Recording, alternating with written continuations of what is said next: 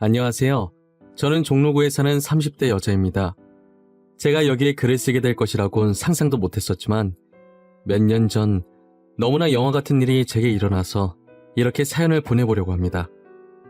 저는 현재 남편과 4년째 알콩달콩 깨를 볶으면서 잘 살고 있는데요. 저희를 만나게 해주신 할아버지 한 분이 계세요. 지금부터 여러분들께 저와 할아버지의 이야기를 들려드리려고 합니다. 저는 할아버지와 만나기 2주 전에 부모님께서 돌아가셨었어요. 저희 부모님은 정말 동네에서 소문이 자자할 정도로 부부 금슬이 좋은 분들이셨어요. 저 또한 살면서 두 분이 싸우시는 모습을 단 한 번도 본 적이 없었고, 만약 나중에 제가 결혼을 한다면 부모님들처럼 살고 싶다는 생각도 들었었어요. 저희 집이 부유한 편은 아니었지만 부유한 사람 못지않게 행복한 삶을 살고 있었어요. 아버지는 회사를 다니시다가 명예퇴직 당하신 후로 대기업의 경비원으로 일하고 계셨었고, 어머니는 20대 때부터 지금까지 중소기업에서 재무팀으로 일하시다가 퇴사를 하셨어요.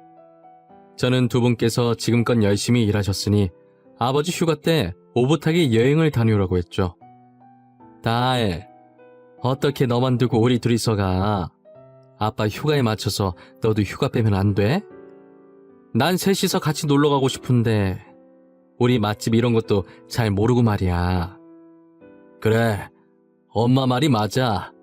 늙은이들이 뭘 알고 돌아다니겠어. 그리고 우리 둘만 가면 허전해. 옆에서 조잘거리는 사람이 있어야지. 그러니까 시간 좀 내봐. 어떡하지? 지금 회사에 중요한 일이 있어서 이번 휴가는 진짜 맞추기 힘들 것 같아. 두 분이서 오붓하게 갔다 와요. 간만에 연애 시절로 돌아가는 기분으로 말이야. 딸, 차라리 욕을 해. 이 양반이랑 같이 살아온 세월이 얼만데 이제 연애 시절에 달다름은 없어. 세월의 흔적이 칙칙하게 남아있구만. 니네 엄마 항상 좋으면 저렇게 투덜거리더라. 아주 나랑 데이트할 생각에 신났어. 봐봐, 잇몸 보이게 웃는 거.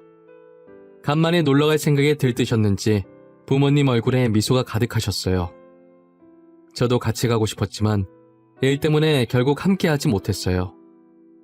그렇게 두 분이서 여행을 떠나셨고 즐거운 시간 보내고 계신지 셋뿐인 가족 톡방이 간만에 활기가 차더라고요. 부모님의 여행 마지막 날에 엄마한테 뜬금없이 사랑한다는 카톡이 왔더라고요. 저는 나중에 답장해줘야겠다고 생각하고 하고 있었던 일을 마주하고 있었어요. 그런데 얼마 후 모르는 번호로 전화가 왔길래 아무 생각 없이 받았어요. 부모님께서 돌아오시는 길에 비가 많이 왔었는데 그만 빗길에 미끄러져 사고를 당하셔서 크게 다쳤다고 지금 바로 병원으로 오라고 하는 거예요. 저는 신발도 제대로 못 신은 채 병원으로 달려갔어요. 택시기사가 제 상태를 보더니 말없이 엑셀을 밟아주시더라고요. 그리고 제가 도착했을 때는 이미 부모님이 세상을 떠난 뒤였어요. 어머니께서 사고가 나고 정신이 있으실 때 마지막으로 제게 사랑한다는 톡을 보내신 거였어요. 저는 부모님을 덮고 있는 흰천을 부여잡고 아직 답장도 못했는데 이렇게 가면 어떡하냐고 오열을 하자 저를 말리시던 주변 사람들도 고개만 푹 숙이시더라고요. 제가 아무리 부모님을 불러도 두 분은 일어날 생각을 하지 않으셨어요. 그때 저도 휴가 내고 같이 갈 걸 그랬다며 목 놓아 울다가 그대로 기절했고 부모님의 장례는 뒤늦게 다른 친척분들이 오셔서 진행됐어요. 장례 치르는 3일 동안 아무것도 먹지 못하고 부모님 영정사진만 쳐다봤던 것 같아요. 친척들은 이대로 두면 저까지 잘못될까봐 입에 뭐라도 넣어주시려고 하시는데 눈물만 하염없이 나고 도저히 뭘 먹을 수가 없겠더라고요. 장례가 끝난 후에도 저는 한동안 정신을 차릴 수가 없었어요. 집에 와서도 영정사진만 붙들고 누워서 울기만 했어요. 제가 울다가 잠이 들었는데 영정사진 안고 자서 그런지 꿈에 부모님이 나오셨더라고요. 계속 이러고 있으면 마음 편히 못 떠나니까 제발 일어나서 뭐라도 먹으라고 혼내시더니 사라지셨어요. 잠에서 깬 뒤 저는 일어나서 곧장 부엌으로 향했어요. 꿈에서 부모님 하신 말처럼 저 때문에 편히 못 가시고 계실까봐 뭐라도 먹고 힘내서 부모님 마음 편하게 보내드리자고 생각했어요. 저는 밥을 입에 쑤셔 넣으면서 다시 시작하기로 마음먹었습니다. 막상 부모님 없이 첫 발을 내디디려고 하니 늘 제 뒤를 지켜주시던 부모님이 더 이상 이곳에 안 계신다는 현실이 저는 너무 겁이 나긴 하더라고요. 저는 그냥 부모님과 멀리 떨어져서 자취 중인 거라고 생각하기로 했어요. 그랬더니 조금은 제 마음이 편안해지더라고요. 며칠 동안 부모님 유품을 정리하고 마지막 남은 물건들을 정리하려고 밖으로 나갔는데 저희 집 앞에 어떤 할아버지 한 분께서 이 추운 날 얇은 가디건만 입고 쓰러져 계시더라고요. 평소 같았으면 119에 신고만 하고 집으로 돌아왔을 텐데 저도 모르게 부모님 생각이 난 건지 할아버지를 저희 집 안으로 모시고 들어왔어요. 다행히 친구 중에 의사인 애가 있어서 잠시 와달라고 부탁을 했어요. 친구는 할아버지 상태를 보더니 제가 발견하지 않았다면 저체온증으로 돌아가실 뻔했다고 하더라고요. 저는 할아버지를 살짝 일으켜서 따뜻한 물을 입에 넣어드렸어요. 정신이 돌아오신 건지 제가 넣어드린 물을 삼키시더라고요. 저는 전기장판 온도를 더 올려드리고 따뜻한 물을 담은 보온병을 할아버지 머리맡에 뒀어요. 그리고 할아버지가 깨어나실 때까지 옆에서 기다렸죠. 정신을 차리신 할아버지는 아무것도 기억을 못 하시더라고요. 할아버지, 정신이 드세요? 저희 집에 쓰러져 계시길래 안으로 모셨어요. 혹시 집이 어딘지 아세요? 제가 집까지 모셔다 드릴게요. 나 집이 어딘지 몰라. 하나도 기억이 안 나. 우리 손녀 어디 갔나? 손녀 보고 싶은데 우리 손녀가 나 엄청 좋아했어. 할아버지 집 주소 기억 안 나세요? 어쩌다가 저희 집에 오신 거예요? 저한테 나중에 집 주소 기억나시면 꼭 말씀해 주세요. 아셨죠? 할아버지랑 얘기를 해보니 손녀만 기억하시고 약간 치매가 있으신 것 같더라고요. 치매라도 가끔 예전 기억이 돌아오실 때가 있으시니까 제정신으로 돌아오실 때까지만 제가 보살피기로 했어요. 그래도 다행인 게 제 직업이 작가라 재택근무를 하고 있었어서 출근 걱정 없이 할아버지를 옆에서 보살필 수 있었어요. 할아버지께서는 손녀 이름도 모르고 얼굴만 기억을 하신다고 하더라고요. 그러면서 늘 저를 보면서 손녀가 생각난다며 환하게 웃으셨어요. 할아버지의 미소를 보는데 어찌나 마음이 아프던지 얼른 가족 품에 다시 안겨드리고 싶었죠. 제가 원래는 가족이랑 저밖에 모르던 사람이었는데 부모님이 돌아가시고 나서는 마음이 넓어진 건지 부모님께 하고 싶었던 효도를 할아버지께 하고 있었어요. 혹시나 할아버지가 불편하실까봐 기억을 찾으실 때까지는 저를 손녀라고 생각하고 많이 누추하지만 여기서 편하게 지내시라고 했어요. 부모님께서 혼자서 외롭지 말라고 제게 할아버지를 보내신 건가 했어요. 이젠 할아버지와 정이 들어서 정말 친할아버지 같고 그렇더라고요. 그렇게 할아버지와 제가 같이 지내게 된 지 1년이 지났을 무렵이었죠. 대뜸 할아버지께서 이제 다시 본인 집에 가봐야겠다고 하시는 거예요. 그동안 나랑 사느라 고생이 많았지. 처음 보는 사람을 이렇게 보살피기 쉽지 않았을 텐데. 이제 나도 슬슬 집으로 돌아가야겠어. 집으로 돌아가시다니요? 이제 기억이 돌아오신 거예요? 집이 어딘지 아시겠어요? 혹시 길 잃을 수도 있으니까 제가 모셔다 드릴게요. 그럴 필요 없구나. 혼자 찾아갈 수 있어. 나 이 집 왔을 때도 그리고 지금도 치매가 아니었거든. 집으로 돌아가고 싶지 않아서 그동안 치매인 척 연기했던 거야. 굳이 연기까지 하실 필요가...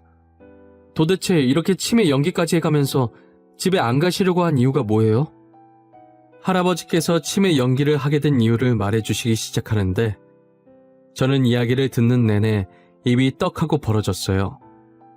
자식이라는 사람들이 어쩜 이렇게까지 매정할 수 있을까요? 할아버지께서 사업에 성공하고 자식들을 혼자서 다 키워왔었는데 자식들이 커서 자신의 재산과 사망보험금만 노리고 있었다고 하더라고요. 그래서 치매 걸린 척을 했었는데 자식들이 거두기 싫어서 저희 집 앞에 할아버지를 내려두고 그대로 도망갔다고 하더라고요. 저는 이제껏 키워준 아버지한테 어떻게 그런 짓을 할 수 있냐며 화를 냈어요. 할아버지는 그동안 자식들한테 당하신 적이 많으셨는지 모든 것을 체념하신 표정이더라고요. 그러더니 더 늙어서 자신이 정말 치매에 걸리기 전에 하루라도 빨리 다시 집으로 돌아가서 바로 잡아야겠다고 생각을 했대요. 저는 떠나시는 할아버지를 걱정스럽게 배웅해드렸어요. 며칠 후 제가 시장에서 장을 보고 온 사이에 고급 외제차 한 대가 저희 집 앞에 서 있더라고요.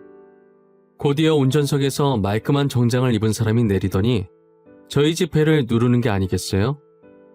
거기 저희 집인데 무슨 일로 오셨어요?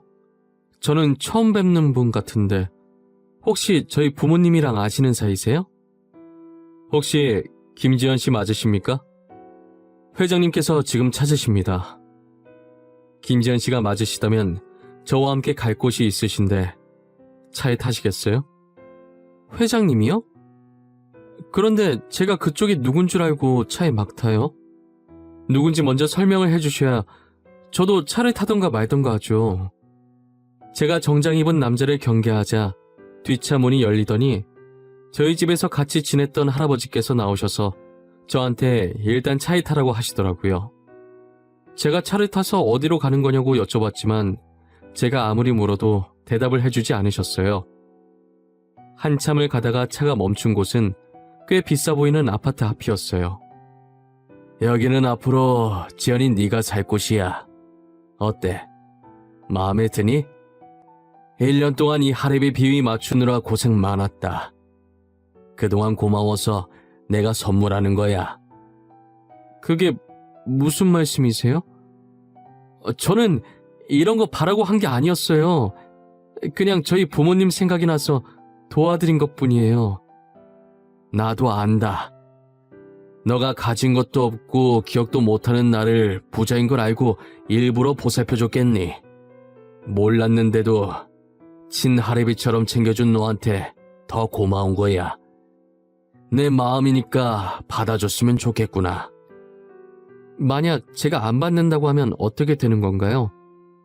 저는 지금 제가 살고 있는 집도 만족해요. 저 아파트는 제게 너무 과분한걸요. 너가 안 받는다고 하면 내가 많이 서운할 것 같구나. 너는 충분히 이런 곳에 살 자격이 있어. 그리고 나도 조만간 바로 옆으로 이사 올 거야. 필요한 거 있을 때 언제든지 우리 집으로 오고. 알겠니? 저는 얼떨결에 혼자 살기엔 부담스럽게 큰 아파트가 생겼어요. 할아버지께서는 말씀하신 대로 제가 이사 오고 3일 뒤에 바로 옆집으로 이사를 오셨죠. 저희는 서로의 집을 오고 가면서 가족보다 더 가족처럼 지냈습니다. 그리고 얼마 지나지 않아 저를 할아버지의 양딸로 올려주셨어요. 할아버지께서는 제게 자신이 살 날이 이제 얼마 남지 않았다면서 죽기 전에는 꼭 제가 평생을 같이 할 짝을 만나 결혼하는 모습을 보고 싶다고 하시더라고요. 저는 그 당시에 아직 부모님 잃은 슬픔에 잠겨서 결혼할 마음이 전혀 없었어요. 하지만 할아버지께서 정말 아끼는 친구의 아들이 있는데 친구 아들이라면 믿고 저를 맡길 수 있을 것 같다고 한 번만 만나보라고 하시는 거예요. 저는 할아버지의 부탁을 거절할 수가 없어서 한번 만나보기로 했어요. 그분은 현재 할아버지 회사를 물려받으려고 할아버지 밑에서 일을 배우고 있다고 하더라고요. 보통 자식한테 회사를 물려줄 텐데 자식보다 믿음직해서 그분한테 물려주시는 거라 생각했어요. 그리고 할아버지께서 가족들 분쟁에 진절머리 날 때마다 그분 집에서 지내곤 했다더라고요. 같이 지내보니까 이렇게 진국인 남자가 없는데 너무 아깝다고 하시면서요. 저보다 나이가 많아서 그런지 만나보니까 되게 진중하고 듬직하더라고요. 그분도 제가 마음에 드셨는지 엄청 다정하게 저를 챙겨주시길래 진지하게 만나기 시작하다가 얼마 지나지 않아 바로 결혼을 했어요. 나중에 알았는데 남편이 여자한테 많이 당해서 결혼을 안 하려고 했대요. 그런데 할아버지께서 괜찮은 여자 있다고 놓치면 후회한다고 계속 말씀하셔서 도대체 어떤 여자길래 할아버지께서 저렇게까지 하실까 하는 호기심에 저를 만났다고 하더라고요. 첫 만남 때 별 얘기 안 했는데도 이상하게 저한테 마음이 갔대요. 연애를 하면서 그런 생각을 한 적이 없었는데 저라면 결혼까지 할 수 있을 것 같다고 생각했다더라고요. 결혼할 짝은 다 정해져 있다고 하던데 참 신기해요. 남편과 저는 연애를 오래 하지 않았지만 마치 오래전부터 알던 사람처럼 편했어요. 현재까지도 싸운 적 없이 깨 볶으면서 잘 살고 있고요. 그리고 제가 지금 임신 중인데 할아버지께서 제 임신 소식을 듣고 엄청 좋아하셨어요. 아직 태어나지도 않은 아이의 이름을 지어주시겠다고 난리친 게 엊그제 같은데 최근에 할아버지께서 몸이 안 좋으신 것 같더니 결국 얼마 못 버티고 갑자기 세상을 떠나셨어요. 뭐가 그리도 급하셨는지 마지막 인사도 못 드리고 그렇게 보내드렸네요. 할아버지 장례식에 갔는데 자식들이라는 사람들과 마주하게 되었어요. 자기들끼리 부의금을 어떻게 나눌지 궁리만 하고 있더라고요. 그런 모습을 보면서 이때까지 할아버지가 어떻게 살았을지 안 봐도 눈에 환하더라고요. 저와 남편은 3일 동안 할아버지 곁을 지켰고 나중에 비서께서 조용히 저희를 부르시더라고요. 할아버지 유언장을 제게 건네셨는데 내용을 보고 깜짝 놀랐어요. 할아버지께서 남긴 모든 재산을 저에게 주신다고 적혀 있었어요. 그리고 유언장에 같이 들어있던 조그만 봉투에는 태어날 아이의 이름이 적혀 있었어요. 할아버지는 돌아가시기 직전까지도 제 생각을 하셨다고 하시더라고요. 그리고 혹시나 자식들이 유산을 탐내고 제게 무슨 짓을 할 것이라고 예상하셨는지 그동안 자식들이 잘못한 짓을 적어놓은 종이도 같이 들어있었어요. 횡령의 갑질에 지은 죄가 한두 개가 아니더라고요. 비서께서는 모든 증거를 가지고 있으니 혹시나 자식들이 찾아와 돈을 탐하려고 한다면 바로 자신에게 전화해서 조치를 취하라고 하시더라고요. 그리고 할아버지의 명을 받아서 앞으로 계속 저를 모시게 됐다고 하셨어요. 저는 괜찮다고 그러지 않으셔도 된다고 했지만 할아버지의 명이라 어쩔 수 없다고 하시더라고요. 그리고 회사는 저희 남편이 할아버지를 이어서 계속 운영하기로 했습니다. 며칠 전에 할아버지 자식들이 저희 집에 찾아온 적이 있었어요. 아니나 다를까 할아버지 재산 내놓으라고 소리를 있는 대로 다 지르더라고요. 당신이 우리 아버지 재산 다 가져갔어? 당신이 뭔데 그걸 다 꿀꺽해? 친자식들이 이렇게 두 눈 뜨고 살아있는데 왜 당신이 가져가냐고? 당신, 우리 아버지 돈 많은 거 알고 일부러 접근한 거지? 그렇게 아버지 돈이 탐났어? 양딸? 진짜 웃기지도 않아. 당장 우리 아버지 돈 내놔! 어디서 이렇게 쓰레기 냄새가 나나 했더니 저기요, 왜 여기 와서 소리 지르고 난리세요? 당신들 한 짓이나 생각해보세요.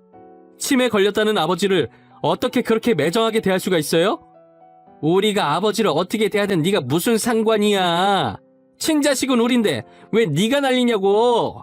양딸로 올려주니까 진짜 친자식이라도 된 것 같아? 그동안 할아버지가 왜 자식들 한탄을 했는지 이제 좀 알겠네요.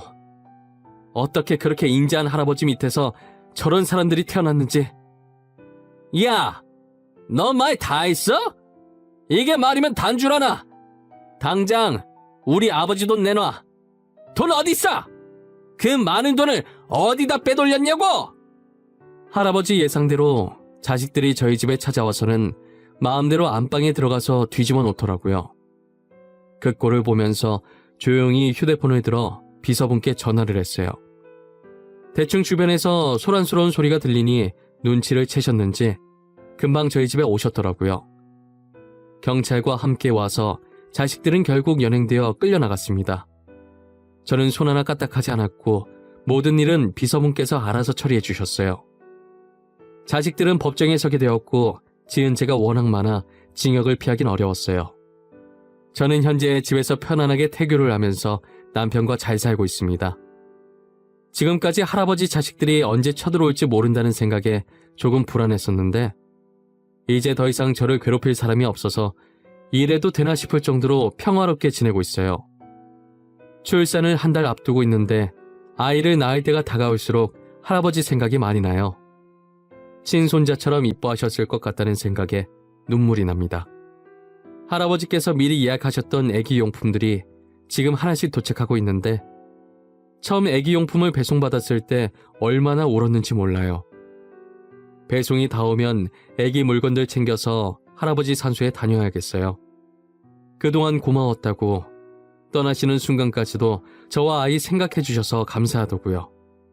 저에겐 할아버지가 되어주셨다가 아버지가 되어주신 그분을 언젠간 다시 만나는 날이 오겠죠.